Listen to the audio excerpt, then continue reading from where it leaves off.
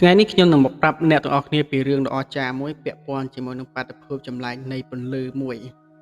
សូមស្វាគមន៍មកកាន់ចន្លងភ្នំ Hessdalen ដែលជាតំបន់ដ៏ស្ងប់ស្ងាត់មួយនៅក្នុងប្រទេសណ័រវេស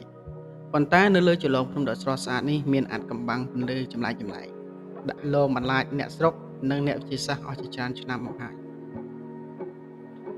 ចាប់តាំងពីទសវត្សរ៍ឆ្នាំ1980អ្នកស្រុកនៅទីនោះបានរាយការណ៍អំពីការឃើញពន្លឺចម្លែកនៅលើមេឃពន្លឺទាំងនោះមានពណ៌ខុសៗគ្នាដូចជាពណ៌សលឿងបៃតងក្រហមជាដើមហើយវាមានទំហំចាប់ពីតូចប៉ុនបាល់រហូតដល់ប៉ុនឡាន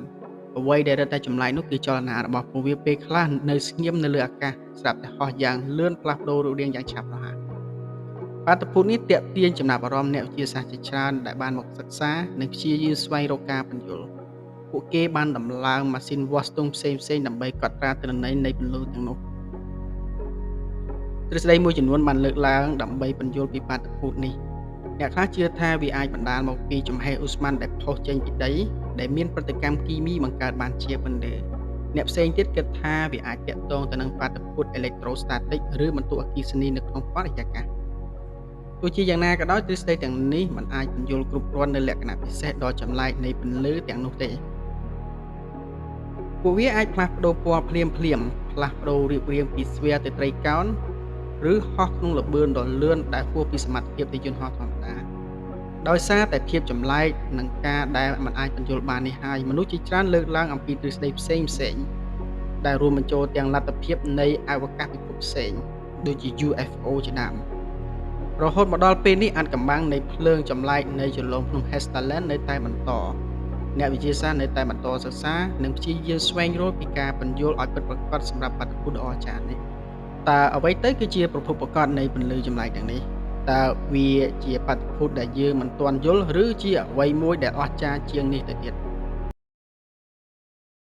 តើពុកម៉ែបងប្អូនកំពុងតែប្រកាសលក់នៅអចលនទ្រព្យរបស់ពុកម៉ែបងប្អូនមែនឬទេជាការពិតណាស់ការប្រកាសលក់អចលនទ្រព្យវាមិនងាយស្រួលដូចជាការលក់មាសលក់ឡានឬម៉ូតូនោះទេ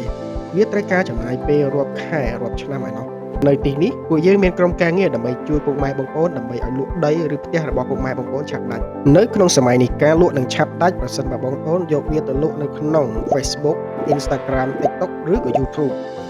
ពុកម៉ែបងប្អូនចំណាយត្រឹមតែ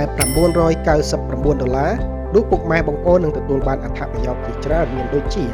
ទទួលបានការផលិតវីដេអូផ្សព្វផ្សាយមានស្តង់ដារគុណភាពល្អមានអ្នកជំនាញជួយគាំទ្ររហូតលក់ដាច់ចំណាយតិចហើយមិនអស់កម្រៃជើងសារ 3% មិនបំពេញកិច្ចសន្យាស្មុគស្មាញ